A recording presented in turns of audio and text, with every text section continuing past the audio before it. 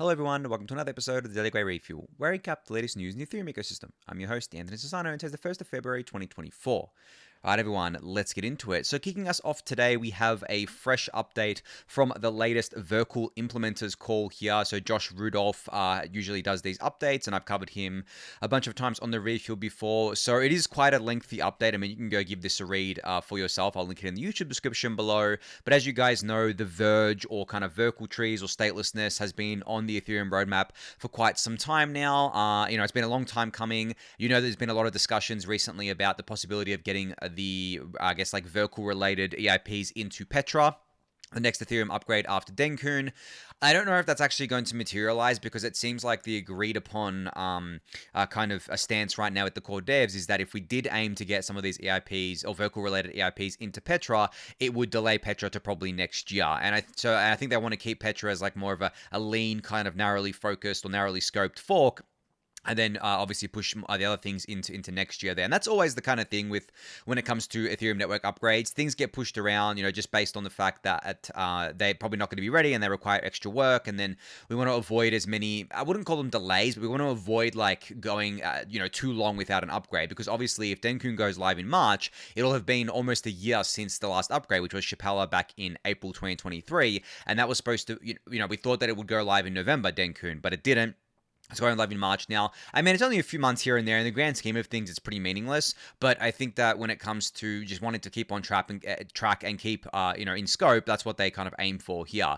In saying that, I mean, Verkle definitely, it seems to be coming in 2025 alongside Statelessness, which is going to be a pretty huge unlock for Ethereum. Guys, like I've explained before about how with these two things, Verkle trees and Statelessness and potentially state expiry as well, we can essentially increase the gas limit of L1 a lot. Now, that would not only help L1 scalability, but it would also help, obviously, L2 scalability. Now, I say scalability, but I mean that kind of loosely because, as I've explained before, increasing the gas limit on Ethereum L1 is kind of inducing demand.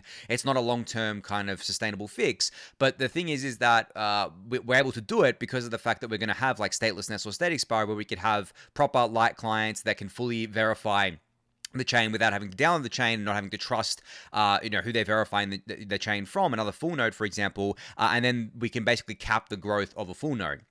So, and by doing that, we essentially are able to increase the size of things like blobs, because obviously blobs already do kind of expire after 18 days, but we can increase them even more. Like, I think that if you actually look at how much extra space it takes after 18 days, it's not that much, as it's currently spec'd. But if we increase the size of blobs and increase the amount of blobs on the network, and then we do obviously full dank sharding, which increases it even more, we want to get to that stage where we can actually do, hundreds of thousands, if not millions of TPS across the L2s, with Ethereum L1 data availability remaining relatively cheap for these L2s, and we want to keep obviously scaling from there. So Verkle and statelessness are a big part of that, and you can check out the latest updates of that in this tweet, which I'll link in the YouTube description below. But current timeline seems like this stuff will start kind of getting rolled out next year into 2025.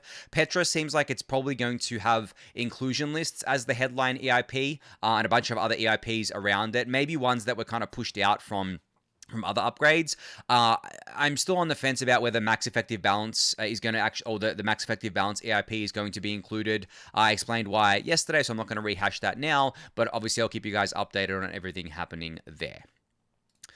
Alright, so a few things on EigenLayer that I came across today. So they've published something called their Risks FAQ. So there's been a lot of talk around EigenLayer related risks over, I guess, like the last few months, but especially since basically EigenLayer came onto the scene, because obviously it was, or is, a brand new primitive of restaking that hadn't been implemented before within Ethereum and still hasn't really been implemented yet. I know that EigenLayer has been open for deposits for quite a while now for restaking, but none of the EigenLayer technology is actually live yet. Like that ETH that's being kind of quote unquote restaked isn't actually doing anything besides farming a potential airdrop or farming points or whatever it is these days, right? So right now it's not live. None of the AVSs are live. EigenDA isn't live. None of that stuff there. But when it does go live, obviously there are kind of risks posed here, and this risk FAQ runs through, I think, the risks that have been talked about the most and like the biggest risks, but it's not going to be an exhaustive list just yet. I think they're going to keep adding to this, but you can go check this out for yourself. I'll link it in the YouTube description below, and there's also an accompanying little tweet thread here as well explaining more of this. But some of the I guess questions are like, does EigenLayer reuse the same economic security as Ethereum? Questions around licensing, is EigenLayer rehypothecating stake tokens, so on and so forth. So it's a pretty plain English view on the risks associated with EigenLayer, and I'm really, really proud that EigenLayer published this, because I think we need to encourage more of this, because it's all. I'm all for like the community highlighting the risks of different protocols, the risks of different projects. But it's much better when the project itself highlights it, for two reasons. One, it shows a lot of integrity, that the project is willing to put themselves out there, completely transparently, and willing to highlight the risks themselves. And two, it allows the community to actually look at these risks and then have a debate about them, or basically have a discussion around them, and it improves the risk analysis for everyone across the ecosystem. So there's no need to just rely on what I guess like EigenLayer says or what any other project says about the risk associated with them. You can have your say here, and it can be incorporated into the FAQ, and we can have a discussion as a community. So, I mean, when it comes to EigenLayer, I've been nothing but impressed with how they've handled all of the critiques and all of the kind of, I guess, like worries around it. Shriram, one of the founders of EigenLayer, is a rock star. I mean, if you've listened to any podcast or watched anything that he's been doing, any interviews he's been doing, you know that he's really in it for the tech, and he really believes in what he's building, and he understands the risks, and he understands that, there are obviously potential things like black swans and stuff like that, and he's always open to discussing them as transparently as possible. He never tries to hide anything. That to me is a sign of a really, really good leader, but also of a really great project. Like, I've always avoided the projects that have egomaniacs at the helm. Like, that's the number one thing that I avoid. Any projects that have egomaniacs at the helm, like, completely avoid. And it's served me quite well. I didn't get involved with Terra because of Do Kwon. Haven't got involved with a lot of the other layer ones because of their leaders, to be honest. But also, I mean, you guys know, I think that most of the other L1s are completely pointless. But, generally these egomaniacs at the helm, they kind of destroy things because of their egomania, right? They don't care about anything but themselves, about their own personal power and net worth and things like that, and they end up destroying themselves. I mean, we call them main characters in crypto. A lot of them have blown themselves up, and that's because they have giant egos.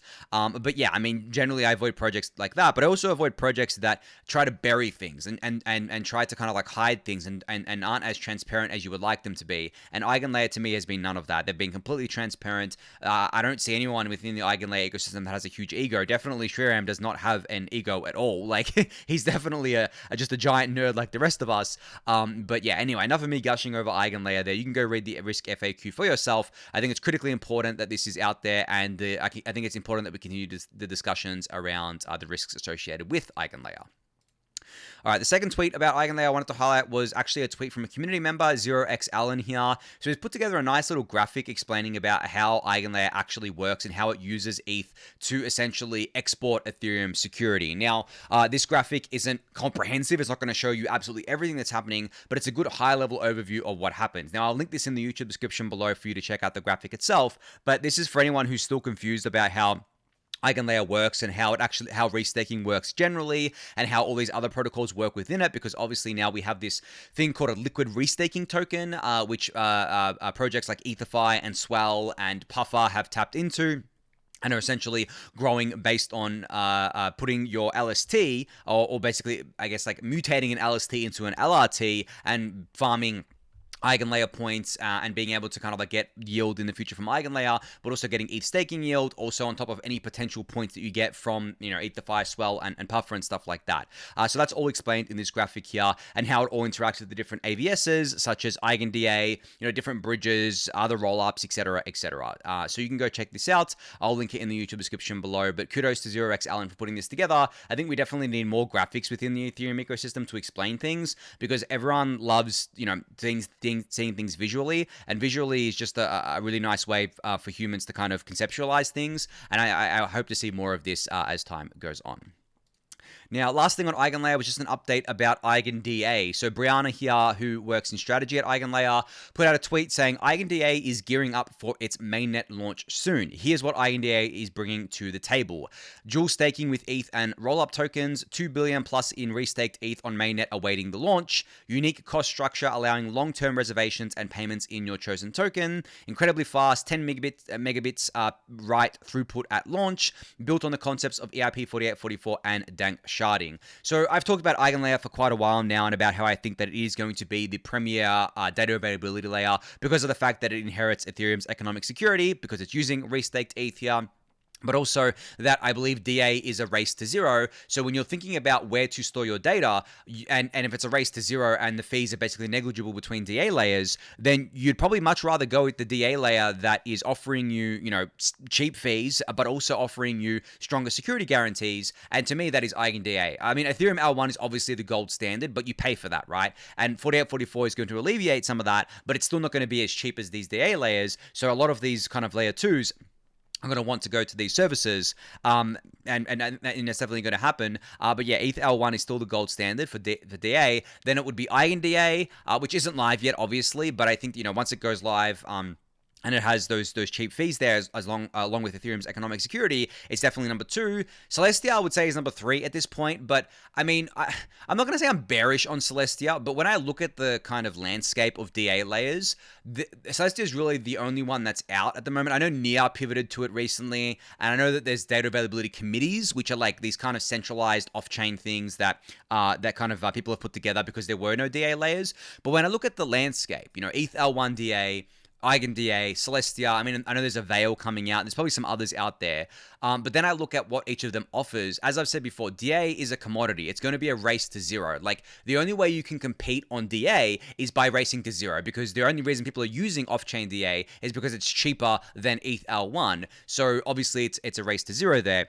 In that respect, and then, okay, well then what isn't a commodity here? Well, economic security isn't. Ethereum's economic security is greater than even Bitcoin's. If you want to do the math on it, I mean, Justin Drake has done the math on this a bunch of times, and that is not commoditized because it is extremely hard to get that economic security. But then you can extend past that and look at, okay, well, what does the actual non-economic security look like, such as the node operator set? And Ethereum's node operator set is the strongest in crypto by far, especially out of any proof of stake network. It has an extremely robust node operator set. And that node operator set is also going to be doing duties for EigenLayer. I mean, it's opt-in, of course, but there are going to be a lot of them that do this, that do the duties for EigenLayer in order to tap into those rewards. So then you can look at, okay, well, in that case, you have Ethereum's node operator set, you have Ethereum's economic security that, through restaked ETH, and then you have the cheapness of a DA layer. So why wouldn't you go with EigenDA, right? Like, why would you go with something else over EigenDA when looking at that from that perspective? And on top of that as well, if you want to go even further than that and look at the tokenomics of these things, ETH doesn't have any unlocks. ETH doesn't have any VC unlocks. It doesn't have any vesting. It has none of that stuff, right? All of the ETH supply is out there that exists today, and then any new ETH that is issued goes to the validators, obviously through proof of stake there, and that's it. So when you look at the other DA networks, Celestia, for example, there's a very small circulating supply right now. Avail will probably be the same thing with their token. Nia, I haven't looked at Nia recently, but I know that obviously they had vesting for a while because they were VC backed and so on and so forth. So that even further increases, I think, the economic security there, because you have ETH, a really, really strong asset that doesn't have this overhang, whereas these other things do. I think that Celestia went up to what? $15-20 billion fully diluted value when its circulating supply is very, very small. So, the fact that it's already that high, to me, screams that over the long term, that's going to get priced in as things unlock, and the kind of potential upside there over the long term. I'm not talking the short term. In a bull market, anything can happen, but over the long term, the potential for the value accrual there is really minimal. But with ETH, the potential for the value accrual over the long term is huge. And by using restaked ETH to secure EigenDA, you tap into that. Ergo, security is much higher with EigenDA, in my opinion here, from the economic security standpoint, but also from the node operator standpoint. And I know there are disagreements about this with people, that people have disagreed with me, saying that Celestia's tech's really good. They have novel approaches to things. They're already live, so they've got a network effect going. And as I said, like, there's nothing wrong with Celestia or anything, or any of its tech or anything like that. I actually think it's a really cool project. I think what they've built is really cool. But I'm trying to look at things objectively here. I'm not trying to look at things from the lens of bias. I mean, obviously, like, I really like EigenLayer, and probably more biased towards that because it's using ETH, restaked ETH for its economic security, and that is obviously good for Ethereum and ETH. But if I'm looking at it objectively, out of all the arguments that I just outlined, I just don't see why you would use anything but EigenDA if the costs are comparable in terms of DA costs, when EigenDA is definitely going to have strictly stronger security guarantees than any other DA layer out there, except ETH L1 DA. It's the closest you're going to get to ETH L1 DA, right? in terms of economic security, and then also the node operator set, which in my opinion is even harder than getting that economic security, is getting a robust, decentralized, distributed, and node operator set, because Ethereum has the gold standard right now, and it's still not good enough. I think it should be a lot better than what it is today, but Ethereum definitely has the gold standard there in terms of a node operator set. And again, EigenLayer gets to tap directly into that for their, the people who run AVSs or people who kind of validate on these things. So yeah, anyway, enough of a ramble about that. But let me know if you disagree with me. I'm always up to chatting about this in the Daily Gwei Discord channel, but in saying everything that I just said, I think that obviously the ecosystem is still, very open right now. There's no clear winners or anything like that. I'm just placing a bet, and I have a thesis that EigenDA is going to squash the competition based purely on the fact that if the costs are comparable, for storing your data, but at the same time you get more security with EigenDA, it's only logical for people to use EigenDA over something else. But we'll have to see how that shakes out there. But yeah, that's my whole kind of like take on the DA wars going on right now. All right, so Puffer has begun its campaign, or I guess like its points campaign today. So you can deposit stETH into the Puffer protocol here, and you get issued Puff ETH. Now, the reason why it's only stETH is because they're basically doing a big vampire attack on Lido. So what the eventual plan is to basically unstake all of that stETH from the Lido system directly, and then restake it within the Puffer ecosystem, so that it essentially vampire attacks Lido. Now, of course, Puffer isn't the only one doing this. There are other protocols doing this as well, but it's great to see another option out there. And I think that they launched today, I believe, and I think that they're already at like 70 million TVL or something like that. So the hunger is really there, guys. Like, I remember I've discussed this before on the refuel, but I remember it was a while ago now. People said that, oh, well, Lido's going to swallow the whole LST space because of the fact that liquidity begets liquidity, and it's just easier for people to go with Lido than go with something else, so on and so forth. But if we actually look at, and I'll actually show you this. I think I've showed it on the review before, but I want to show you guys this again. So this is the ETH2 staking dashboard from Hildobby here. If you actually look at what the inflows are like, yes, Lido gets a lot of inflows still, because, I mean, why wouldn't it? Of course, liquidity begets liquidity, or, so on and so forth. I understand that.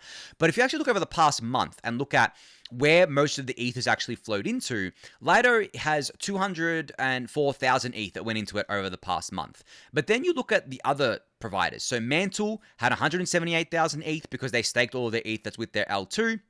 And they're not doing that through Lido. They're doing that through, I don't know who they're doing it through. I think it's through their own, but it's definitely not through Lido. You have EtherFi, which is 173,000 ETH, number 3 here, with Mantle. So that's already more. Combined, just between Mantle and EtherFi, that's already more than Lido by like a ton, right? By like almost double, I think. And then you go down the list, and Swell, Kiln, Consensus, so on and so forth. You add all of those up, and it's probably like triple or quadruple the amount of ETH that has gone into Lido here from these other providers. And now, not all of them are going to be decentralized. Obviously, something like a Consensus or a Binance or a P2P.org. They're not decentralized services, but it doesn't matter. As long as it's something other than Lido, because we don't want Lido's dominance to keep going up, that is the main thing here. So yeah, I always thought it was insane that people were saying that Lido just have all the market share. No, Lido having such a large market share is a function of the market being inefficient, and it's also a function of Lido having a first mover advantage during the non-withdrawal period as well. And as I've discussed that on the refuel before here, but I do think that Lido's market share is a huge opportunity for other protocols. And if you actually look at the combined TVL between EtherFi, Swell, and Puffer, I think it's like $1.1 billion or something like that already, and they haven't been around for very long, whereas Lido's TVL, I believe, is around $18 billion or something, so obviously a lot more, but keep in mind, Lido's been around a lot longer, right, and to build that up, and also the thing is that EtherFi, Swell, and Puffer, I mean, they haven't been around for that long. Swell has been around the longest, I think. EtherFi a few months, Puffer 1 day. Like, when you look at it from that perspective, you can see how Lido's dominance is going to come down, and it's definitely not going to, in my opinion, stay where it is today. And you guys know my opinion on Lido generally. I don't think it's the big evil that everyone makes it out to be, but Generally, we don't want to see any staking provider be too big of an entity on the network for obviously decentralization reasons and everything that falls off of that there. But anyway, back to Puffer. If you're interested in getting involved, you can go to quest.puffer.fi. Please click the link in the tweet that I'll link in the YouTube description below, and make sure you're on the right Puffer site. There are tons of scams around these things, guys, like tons of phishing going on here. Just please be vigilant with these things when it comes to Puffer or any other protocol out there. But that's the URL to go to. And obviously, just the disclosure here, you guys know I'm an advisor to Puffer here, but I'm not telling you to go put your money in. I'm just telling you, hey, this is something to check out if you want to farm some points here. That's up to you. But yeah, you can go check that out there. But as I said, you bring stETH right now only, and that is a proper vampire attack on Lido, which is great to see. I mean, I remember I talked about Diva a little while ago and how they were doing a vampire attack, but it seems like they've fallen out of the spotlight recently. I'm not sure why. I think there was some internal team drama that I didn't really pay attention to, but there are others picking up the kind of slack there, which is really, really great to see. So yeah, you can go check out Puffer for yourself. I'll link it in the YouTube description below for you to do so. And also speaking of, I guess like staking ETH, EtherFi have announced their Mega Week, which is officially open today. So they're distributing 3 million EigenLayer points from their treasury to new and existing ETH holders over the next 10 days. And the details of this is below here. So if you are one of those people who are like a power airdrop farmer or power points farmer, like Grack Attack is in the Daily Gwei Discord channel, that dude is all about the points, guys. He complains about the points constantly, saying he hates points, but like that dude is a proper professional farmer. Like he's an industrial level farmer, and he's been rewarded for it. He's made a lot of money from airdrops recently. But if that's something that you guys are interested in and you want to be part of that, you want to be doing that, then this is the stuff that you need to be checking out. Like for me, I'm past this, but I know that a lot of you guys are obviously in your maybe first cycle, maybe even your second cycle, and you want to keep increasing your bankroll here so that you can potentially roll any of this money into ETH and increase your ETH stack and maybe become a solo staker and start validating on your own. I'm all for that. That's my whole thing, right? So if you want to do that, I highly recommend farming these things as a way to do that. Now, but in saying that, the nuance here, or I guess like the asterisk here, is that you need to understand that you're risking capital when you're doing these things. There is smart contract risk involved. There is, I guess, like opportunity cost risk involved. There is the risk of kind of like depegs of these LSTs and things like that, maybe just temporarily, but there is still those risks there. So please understand the risks before you do any of this. But if you are someone who wants to go down the risk curve, you want to earn a little bit of extra money here, you want to farm some points and some airdrops, things like that. I mean, EtherFi has already announced they're going to have a token in April, right? Then you can go check out EtherFi, check out Puffer, all these other ones out there. And as I've always said for a little while now, the airdrop hunting channel in the Daily Gwei Discord channel is elite, honestly. There's a lot of alpha in there. So definitely go check that out if that is your thing there. And I should also disclose that I'm an advisor to EtherFi as well here. But yeah, anyway, you can go check out EtherFi's Mega Week. I'll link the details in the YouTube description below for you to do so. All right, so Ethereum.org has published their year in review for 2023, everything that they kind of accomplished in 2023, everything that they've been building. And man, you know, I still can't get over how cool these images are, these hero images on the Ethereum.org website. You can see them on my screen right now. This is just some really cool art, and it really encapsulates exactly what Ethereum is, right? From the infinite garden to like the infinite city to kind of just people mingling in the open bazaar, because I've always talked about how Ethereum is an open bazaar model rather than a cathedral model, where it's basically a flat organization rather than a hierarchy top-down kind of thing. And I think the Ethereum.org website perfectly illustrates that in all of their really, really cool art here. And you know what? I think one day I'm going to get some of these things framed and just hang them on my wall, because they're just so cool. And maybe if I find some room, I mean, with all the figurines around me, I don't think I have room to hang things on walls right now. But yeah, I've always loved that. But anyway, enough of me gushing about the artwork here. You can go check out their year in review for yourself. I'll link it in the YouTube description below for you to do so. All right, so a layer 2 that I came across, I think a few weeks ago, and I'm going to disclose this here, I'm an advisor to as well, is called Movement. So what Movement are building is something called M2, which is the first ZK Move EVM L2 on Ethereum. Okay, that's a lot of words there. It's a lot of buzzwords there. What does this mean? Well, what this means is that Movement is bringing the Move programming language, the one that I think Aptos uses and the one that Facebook basically created when they were doing their Libra thing. They're bringing it to Ethereum Ethereum as an L2. And they're also trying to build kind of basically this ecosystem of modular moved-based blockchains. When I saw this, I was like, yeah, hell yeah, I want to get involved with this because I'm all about the non-EVM stuff. You guys know I'm an advisor to Fluent as well, which is doing ZK WASM stuff. I think that this is kind of like the next unlock for Ethereum over the next, few years. Because as I've said before, the thing that excites me most about the L2s is not the scalability, because the scalability is table stakes. Like if you're an L2 and you're not more scalable than L1, then why are you even building an L2? But what excites me the most about this is the experimentation of different programming languages, different virtual machines, different ways of doing things that you just can't do on Ethereum L1 and that you can't do with EVMs either. Starknet definitely started this trend with what they're doing with their own kind of like Cairo language and things like that, and projects like Movement and Fluent and even Arbitrum, are kind of moving the needle forward here on different ways of doing this. So if you want to learn more about Movement, you can go check them out.